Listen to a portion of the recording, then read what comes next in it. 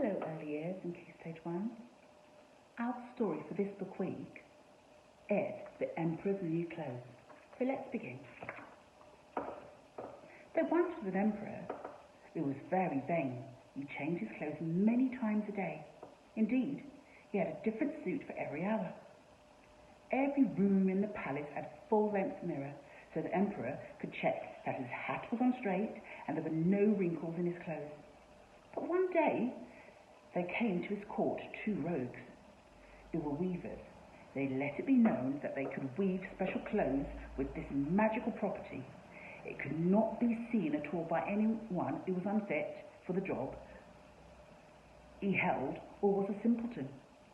The emperor soon got ahead of them and made his mind up that he would have a new suit of clothes made from this marvellous material. He gave the weavers lots of money, silk and gold thread, which they hid in their rucksacks. The 2 weavers set up their looms and very carefully pretended to weave threads into clothes, but in fact the looms were empty. The emperor wondered how his clothes were coming on, but he didn't want to seem too eager, so he sent the oldest and most trusted minister to his palace. The minister came into the weaver's room and watched them moving their hands busily about their looms, but couldn't see anything at all. Oh dear, he thought. Whatever could this mean? Surely I'm not a simpleton. And as for being unfit for my job, why? I have served the emperor faithfully for most of my life. What can I tell him about the clothes? I don't want him to know I can't see it. What's the matter? Asked one of the weavers. Don't you like the design? Look, said the other. Can't you see the zigzags and the twirly-whirly bits there? Of course, said the flustered minister. It's absolutely charming. I'm sure the emperor will be very pleased. And he went back to the emperor and described all the zigzags and the twirly-whirly bits with great enthusiasm. The next day, the emperor sent another ambassador to the weavers. He had the same problem. He couldn't see a thing. But he wasn't going to let on. How do you like the colour? Asked the weaver.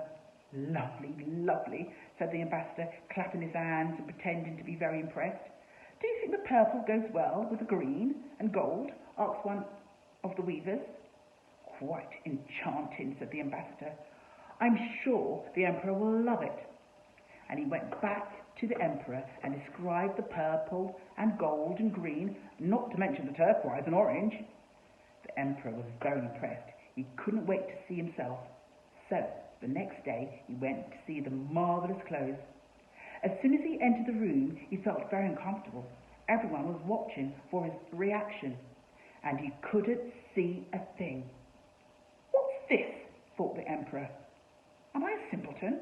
Am I unfit to be an emperor? We can't have anyone knowing. I must pretend I can see it. So he praised the weavers for their work.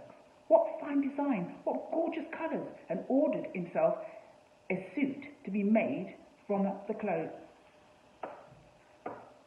The weavers suddenly took his measurements and said the suit will be ready in the morning.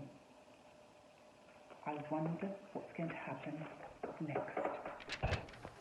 Hiya, 2. Are you ready for the continuation of the story of the Emperor's New Clothes? Let's find out what happens next. The Emperor gave orders for a grand procession to be held the next day. He would walk through the streets of his city wearing his marvellous new suit, and all his subjects would look at him and be amazed. Word soon travelled through the city about the magic properties of the cloth, and the citizens got up early and lined the route of the procession.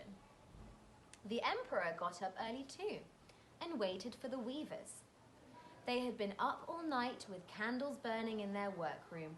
They pretended to pull the cloth off the loom, to cut it into shape and to sew it, with needles that had no thread in them. In the morning they came to the emperor's bedchamber, which had more mirrors in it than any other room in the palace, carefully holding their arms out in front of them as if they were carrying something. "If your Majesty would be so gracious as to take off your clothes," said one, "we could fit you with your new suit." "The material is so light," said the other, "that you won't even know you are wearing it." Then they proceeded to put the imaginary suit on the Emperor, adjusting the fit of the imaginary jacket, the fall of the imaginary cloak, buttoning the imaginary trousers, and putting the imaginary hat into the Emperor's hand. "How do I look?" asked the Emperor, twirling in front of the mirror. "Magnificent, handsome, noble, truly imperial," they all said. And so the Emperor set out on his procession. 6 footmen held a silken canopy over his head as he stepped out into the street. A gasp went up from the people. This is what they were supposed to see: a grand emperor clad in colourful and expensive clothes. This is what they actually saw.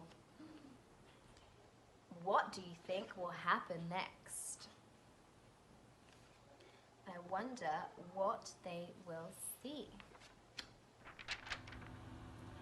A rather plump, middle-aged man wearing nothing at all, but they all knew about the magic cloth and what it meant if you couldn't see it. So they clapped and cheered and threw their hats in the air and cried, "Long live the Emperor!" and 3 cheers for our elegant and fashionable Emperor. All except one little boy. He hadn't heard about the magic cloth. He tugged at his mother's sleeve and said in a very loud, clear voice, "The Emperor's got no clothes on!" All of a sudden, the crowd stopped cheering. The people looked at one another. Then they all started saying it. "The Emperor's got no clothes on! The Emperor's in his birthday suit! Fancy walking down the street undressed!" Even the courtiers started whispering to one another, and the footmen holding the canopy just giggled until they could hardly hold the poles up. That was when the Emperor realised he had been tricked. But there was nothing he could do except finish his walk through the streets, as naked as the day he was born, and then go back to the palace. The weavers were nowhere to be seen, but as soon as he got back, the Emperor put on his plainest, dullest suit, and he didn't change it again all day. The very next morning, he threw out his full-length mirrors. The end.